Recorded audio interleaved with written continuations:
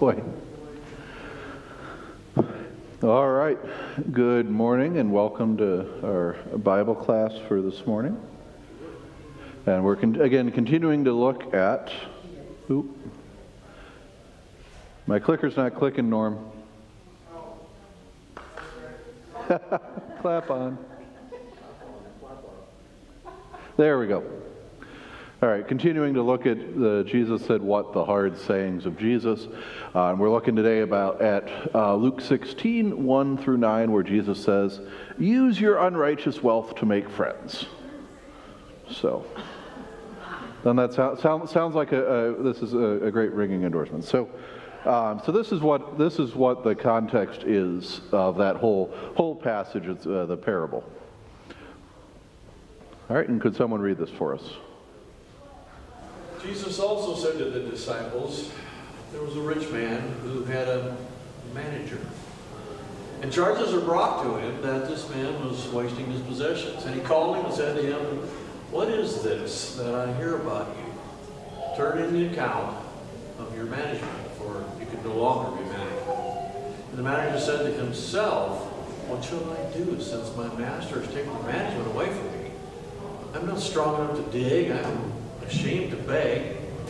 I have decided what to do so that when I am removed from management, people may receive me into their houses. So summoning his master's debtors one by one, he said to the first, how much do you owe the master? He said, 100 measures of oil. He said to him, take your bill, sit down quickly, and write 50.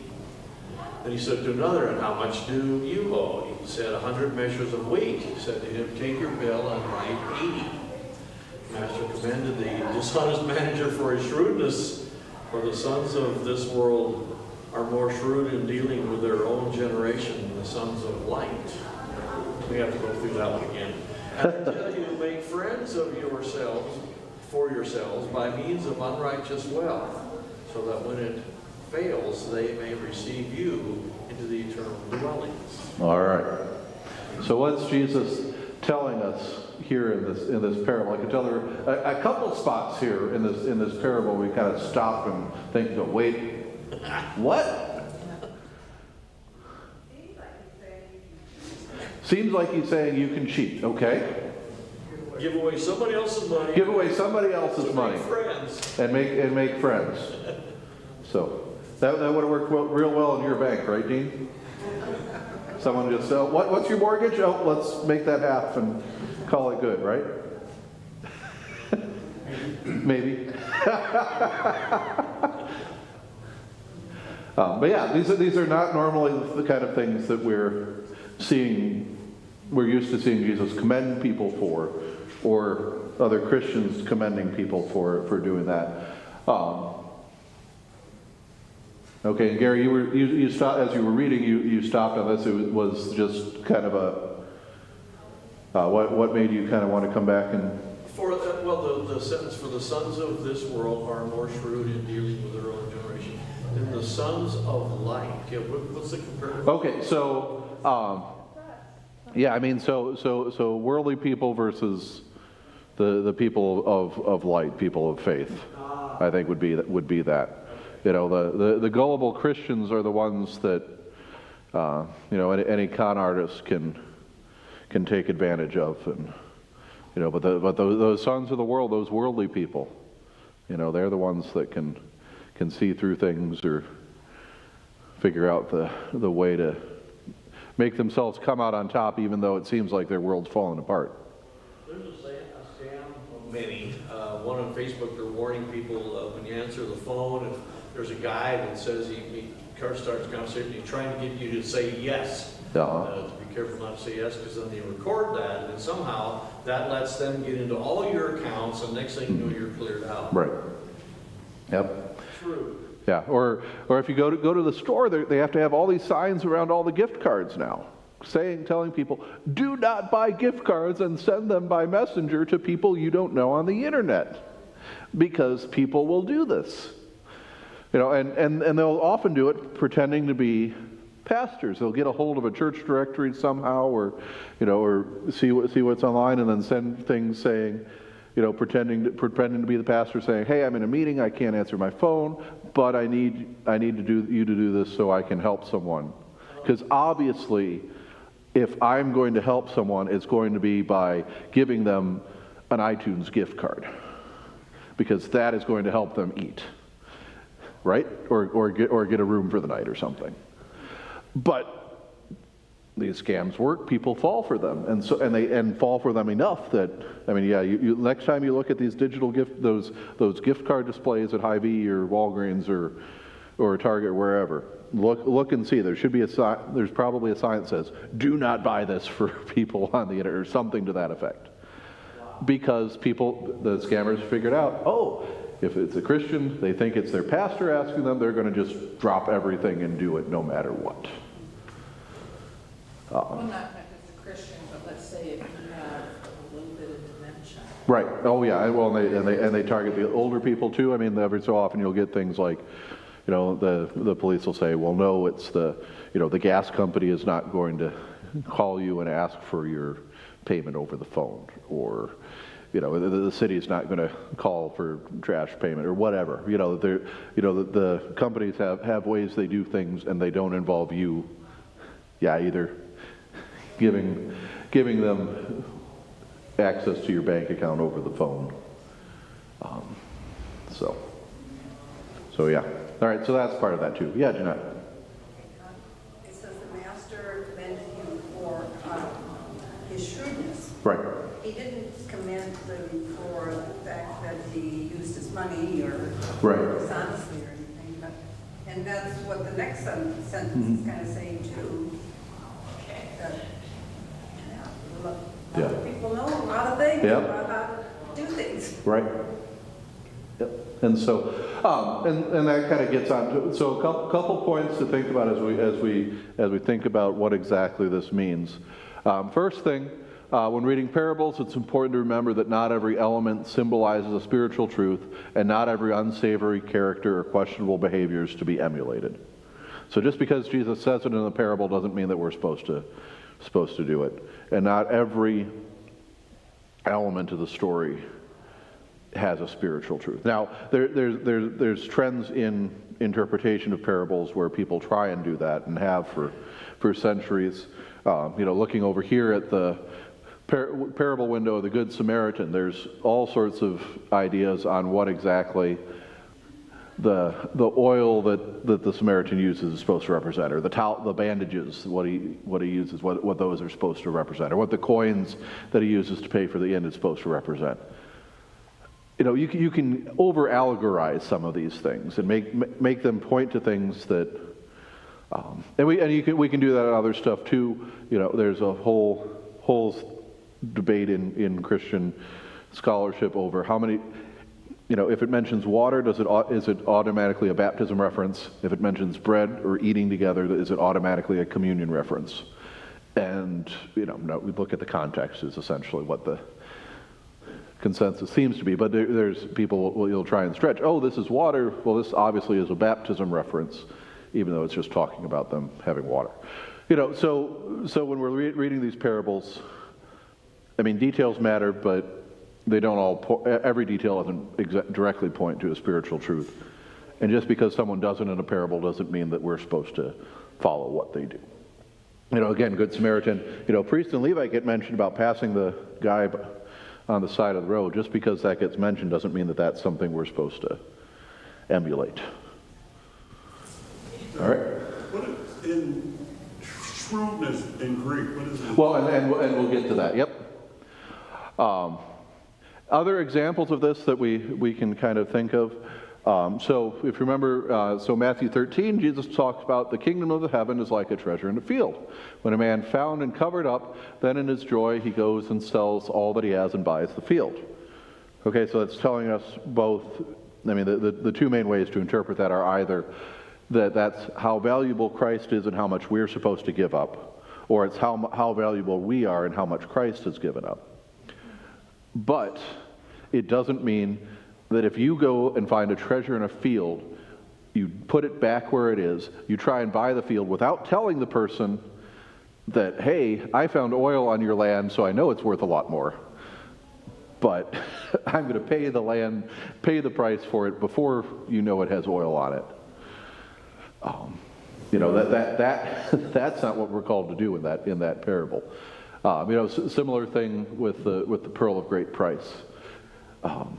Does the person who he's buying it from, does the person selling the pearl know how valuable the pearl is? Or are they getting taken for a ride because they're just selling it for what they think it is instead of necessarily its true value? Yeah, so do we focus on what these parables tell us about God, or about how the man takes advantage of the seller by not disclosing the treasure or not disclosing the pearl's true value? All right, that kind of makes sense? Okay, so that's one of the things we're dealing with. That we're again committed to be honest in our dealings, not cheating people that way. Same thing with at the end of the church here. So it was in November. We heard the parable of the wise and foolish bridesmaids, and I got the parable window right here. So are the 5 wise prepared bridesmaids, are they selfish and stingy? Or do we just need to focus on making sure that we ourselves are ready for Christ's coming? Again, what's the focus of the parable? Jesus says, be ready because you don't know the day or the hour. And so, again, we can get off on all sorts of tangents of why aren't the wise bridesmaids nice enough to share? Shouldn't we be nice and share like Christians? Well, that's not the point of the parable. The point is, you need to be ready, and you're the only one who can be ready for you. All right. But then here, Ron, like you were asking, so what's the Greek word for translated shrewd here? It's phronimos, which means associated with insight and wisdom, and also means sensible, thoughtful, prudent, and wise. So most of those definitions have a lot more positive connotation than shrewd, right? I mean, we'll use shrewd as positive, talking about a shrewd businessman or something, but it carries that connotation too of being a little sleazy, a little sneaky. All right, so a couple other places that word is used, and it's translated just wise, not shrewd, that when the wise man builds his house on the rock, that's that phronimos word. So, again, this is one of those fun things to do when you're interpreting parables. Now, you might not be able to go into the Greek, although there's stuff on the internet to do it, and that's part of why us pastors have to learn the Hebrew and Greek so we can get into some of this stuff. But just look at the different translations and see how they translate, and sometimes you'll get it across. Or look at the footnotes, or if you have a study Bible, look at those notes too. Sometimes these kind of things will get mentioned. All right. So the wise man who built his house on the rock was shrewd. He was wise. He built it where it needed to be, and not on the shaky, sandy ground. The wise bridesmaids, they're shrewd. The ones that have enough oil for their lamps are shrewd. They're wise. That's that same word there. All right, and then when Jesus later sends out, is telling his disciples, he's talking to them, and this will get into the children of light, sons of light, sons of the world bit too. Behold, I am sending you out as sheep in the midst of wolves, so be wise as serpents and innocent as doves. And that's wise is also that same word that gets translated shrewd in the parable. All right.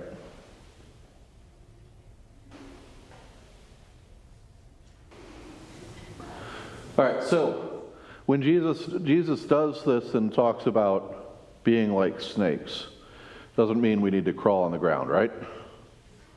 So, but Pastor Kennedy says he has a mentor who says these things about snakes that we should kind of pay attention to. So snakes pay close attention to their surroundings. Snakes are good at hiding.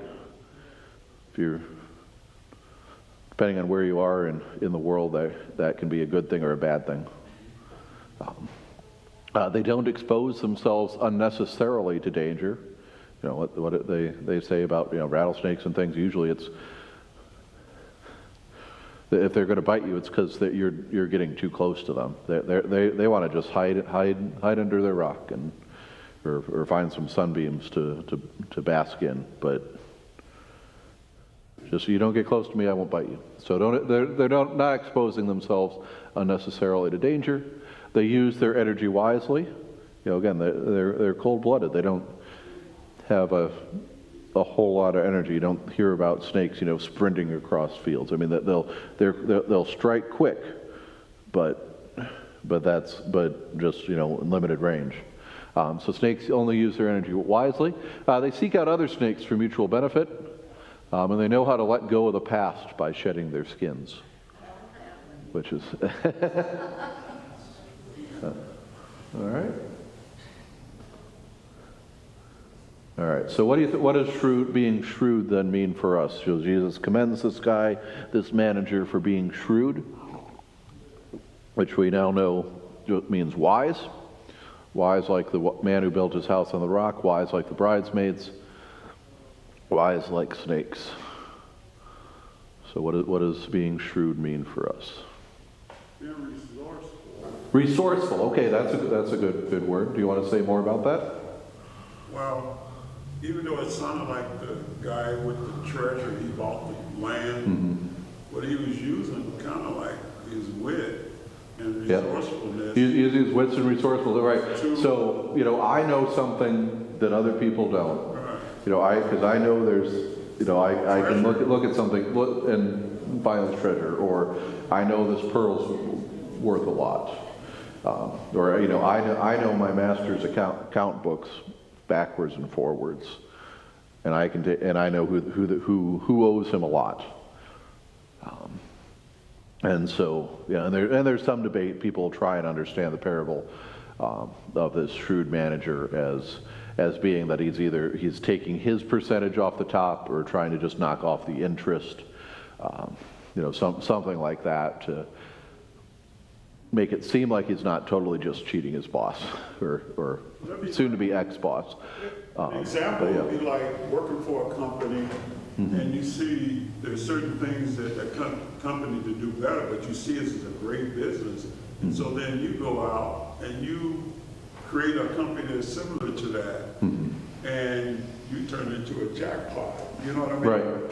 So you see a problem that needs to be solved. Yes. You can't solve it in your current conditions, so you go off and do it on your own. Yeah, it sounds like, you know, what the business school, all those entrepreneurship opportunity things will try and do. Your boss might think that you Right. stole their concept, but you didn't really. What about this saying, outfox the fox? Outfox the fox. Okay, that's maybe a good way to think about it too. Yeah. Because you don't want to be the one left holding the bag. Right. Then that gets into more morals and values, doesn't it? Yeah. I liked in the book where it says money is morally neutral. Yes. Yeah. We'll get there in just a It's second. not But money's yes. fault. Right. Yeah. So we're dealing with this, and next week or the next chapter both deal with money and how we use it. And again, using it shrewdly, wisely, but assuming, trusting that it's morally neutral. It's, you know, we talk about money being the root of all evil, but if we look at the exact quote, it's the love of money is the root of all kinds of evil, and that's you can love money and not have any of it. And you know, so it's that mindset. It's not necessarily how much you have. And we'll talk about that more next week too. But all right, so some other things that shrewd means, we kind of hit some of these. So being shrewd means studying how things work in the world and then using that knowledge to achieve a desired outcome. So again, seeing what's going on, recognizing where there's opportunities and doing it that way. But one of the Frederick Buechner, a pastor and author, talks about vocation, the callings we have from God, as being where our desires and the world's greatest needs meet. So that's kind of that idea of that knowing ourselves, so we know our gifts, our abilities, our interests, and then seeing the needs out in the world and figuring out where those things meet. Right? Yeah. Contrast that with, because it leads us to the eternal benefit. Like you're using that shrewdness of worldly resources, but ultimately for us as Christians, it's for the eternal. Right. I mean, is that? Yeah. I mean, so the idea is that other people may look at that, may take that idea of, okay, here's my gifts and talents, here's what the world needs. I'm going to do that, but I'm going to do that to make more money for myself, as opposed to I'm going to do this so that I can serve the world and serve God, things like that. So yeah, I mean, there's a bit of a different mindset there. I mean, you can. But I mean, eternal benefit Yeah. is like after we. Right. Yeah, that's one. Yeah. The idea is that then there's things that are before it that like the end of the parable, that people, we can be welcomed into the eternal dwellings, that people have a chance to meet God that wouldn't have had that chance otherwise. All right. Another shrewdness would be avoiding snares set for us. So whatever we're doing, especially with money, there's all sorts of traps and things we could fall into. All right. Acting quickly to seize an opportunity before it vanishes. Understanding the culture in order to engage it with the gospel.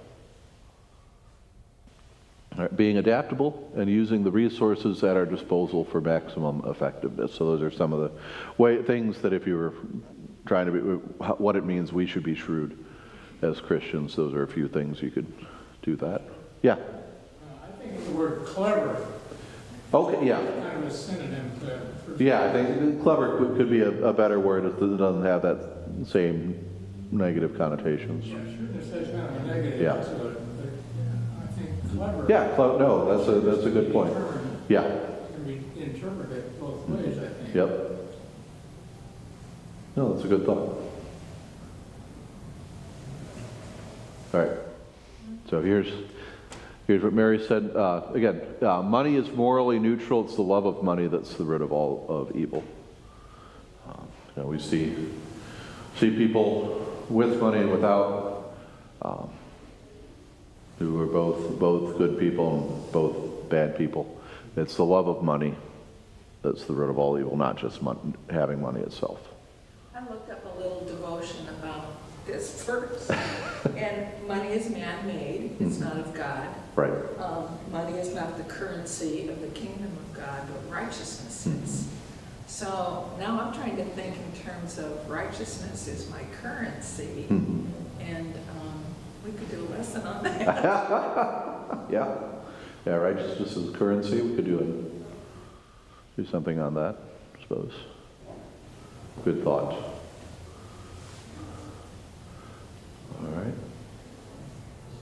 And I guess a couple other things I thought of before we get to these discussion questions too, but as we've been talking. First off, another one of the ways we see you use your money to, your unrighteous wealth to gain friends. That'd be kind of what Zacchaeus does. When he hides up in the tree and sees Jesus, what does he do? He throws a party for all his friends to see Jesus, and these are all sorts of people that would probably not have thought they were able to set foot in a temple or go talk to a rabbi on their own. But Zacchaeus is able to throw a party and invite all them, and then they come.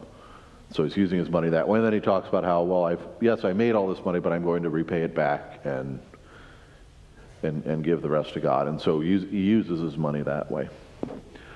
And then it's been long enough, I forget the exact details, but we had an economics professor at Iowa State, Russ McCullough, who Lyle's Groth's son-in-law, who came here, and one of his stewards, he got tagged to do a stewardship talk one point, and he talks about how greed is a good motivating factor. Some of that's just his economics background, but recognizing that, how do we motivate people to do things, and that, greed or gain of getting can be a good motivating factor and can be a good thing to encourage people with, and so just kind of recognizing that too. And again, it's been long enough, I don't remember all the details of how he put it, but. I hope you had the data. Right. Yeah, so, all right, some other discussion questions then. So who is a good friend to you, and what makes that person a good friend? Someone who's got my back and won't betray me. Okay. And then the friendship is we've invested time and trust in each other. Mm-hmm. Right. Yeah, so you invest time and trust in friends, and then, the return is they have your back and things, and so, yeah, good. Anyone else have any thoughts there on friends? Okay.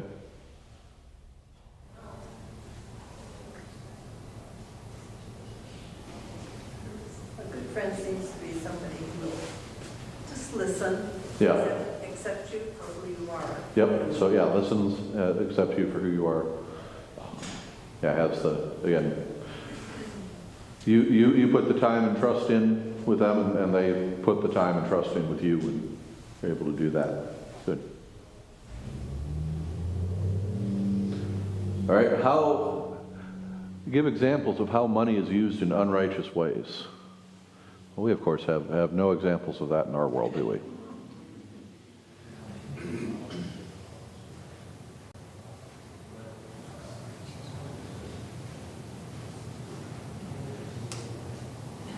When money justifies our actions. When money justifies our actions, okay, yep.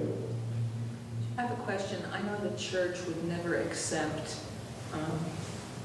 money that's obtained from a robbery, but would you accept a winning lotto ticket? Would the church accept a winning lotto ticket? I don't know, that's a good question. What was that question? Would the church accept a winning lottery ticket? No. Our pastor from our local church back home just won a $500,000 scratch ticket Wow, a okay. week or two ago. It was in New Hampshire, it was in the news. Yeah. Why wouldn't they? Yeah.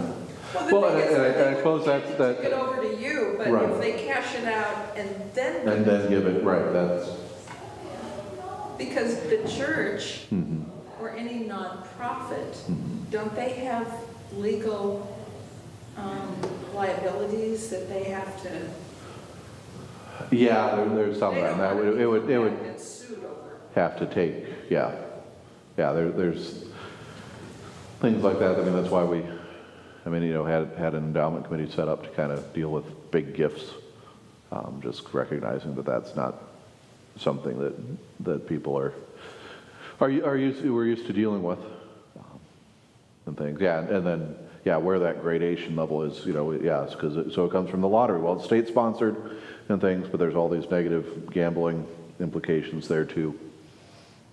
How does that work? Or if someone had bet on the Super Bowl and won a ton of money, or bet that Brock Purdy would make it to the Super Bowl at the beginning of the year, or with odds or whatever, and then Derby winner.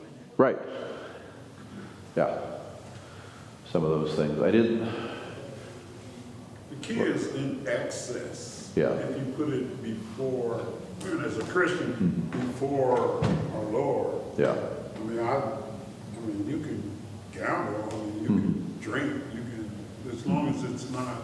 Right. Yeah. I mean, so yeah, all these things of different levels of what's going on, or I was trying to do something. There was a government official in Indonesia or Malaysia, one of those countries, who was in a fairly Christian province, and had just been kicked out of office for embezzling a lot of money.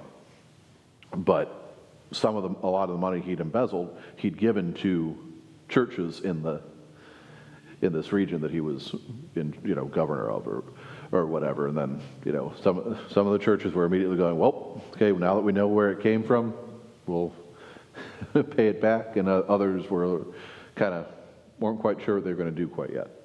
Is that like political people that someone might donate the money and then they think we'll know that they donated it from a group that we don't know that is? Right, yeah, I mean, there's, some of that kind of stuff of how money gets to you and things, and what the legalities are, or the names of things and where they come from. Yeah, it can be a challenge sometimes that way. Yeah, Jeanette?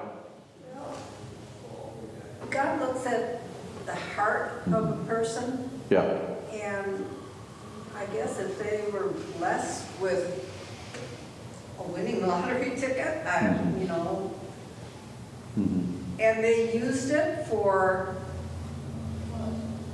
many good things, philanthropy-wise, Yeah, I mean, and that's, I think, one of those things where you have to have some of that discussion, and some of it depends on where you are and some of that. But yeah, whether lottery probably good, the money from the drug deals probably bad, and money from sports gambling, so maybe that little grayer. But yeah, those ideas again. Money itself is morally neutral, but then recognizing, trying to connect the source. Does that taint the money and make it evil? And so we need to get rid of it and not use it, or can the church use it for good purposes and make up for the bad that it was used to get it? And yeah, all sorts of good discussion points on that stuff. Is that considered unrighteous money? I think that's certainly a good way to look at it. Yeah. Example of charging low income, high interest rates. Oh yeah. Right. Yeah. I mean, which has happened. Right. Yes. Yeah, I mean, that was the idea, in Leviticus and others, that, just charging interest at all was, for a while, was seen as sinful. And then usury is now kind of generally defined as, exorbitant rates. And so, but then, of course,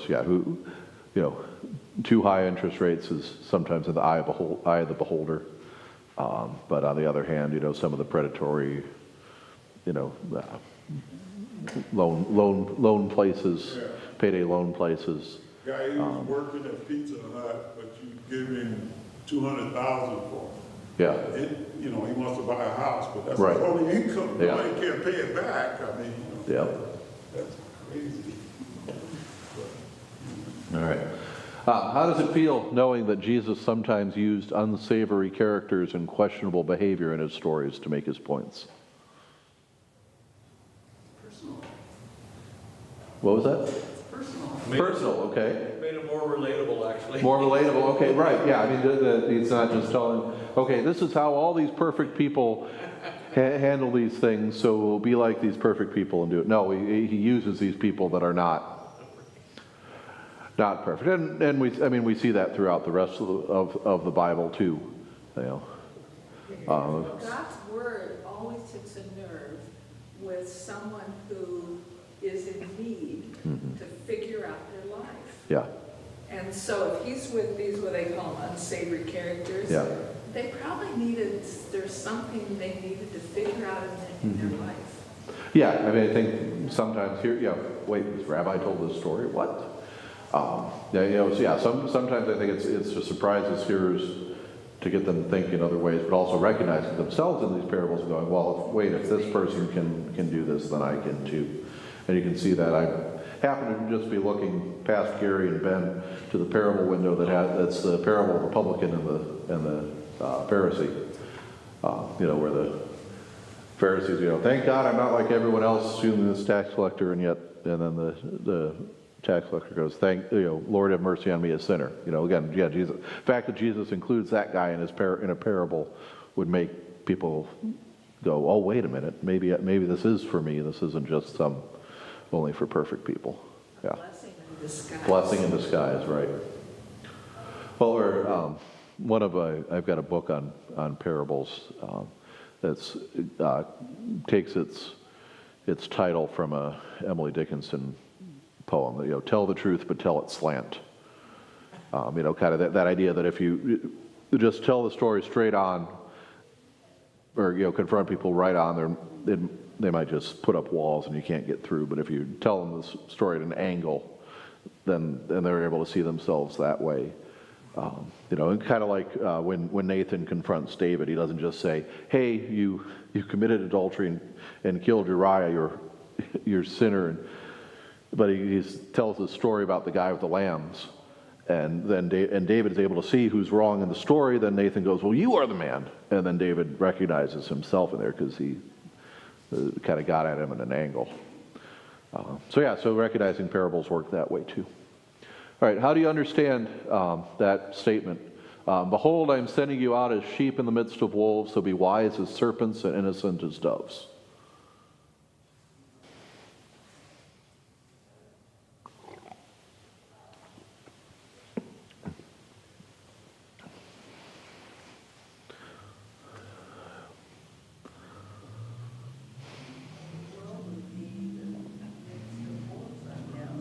I'm sending you.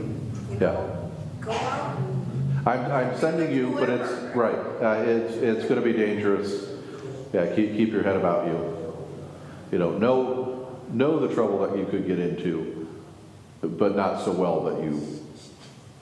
Yeah, say keep your innocence, but know what trouble's around you. Try to be wise and prudent. Yeah, be wise, prudent, clever. And be aware when you're in the midst of wolves. Right. But don't conform to them. Yeah. You don't have to fit in with them. Yeah.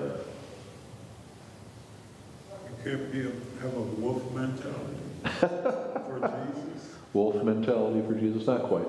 No. All right, so what does shrewdness look like in the life of a Christian? Or cleverness or wisdom? How are we supposed to act that way? Or what does that look like?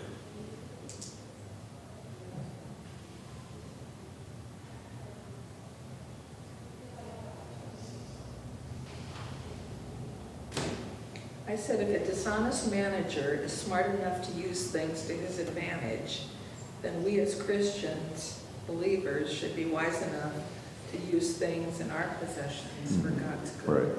Yeah. What has God given you? How can you use it for God's kingdom? It's using our gifts. Use your gifts.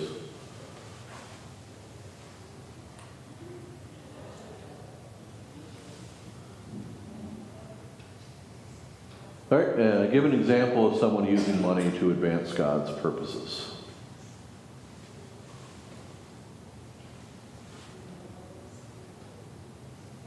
Anytime you give it to something that's doing good things. Okay, yeah.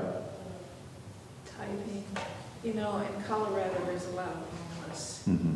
And our church was discouraged to give money to the poor, but give resources like gas cards, food cards. So you're meeting their need without handing over cash. Because the pastor went down to Walmart to pick up some office supplies, and just when he had saw this person coming to our food pantry, and we could give them, but they were on the corner selling the cans of corn and stuff. So he said, we're not giving out food anymore. Yeah. So. Right. Yeah. So how do you use things but not get taken advantage of? And that way of okay. Or point them to the food bank games, or point them to.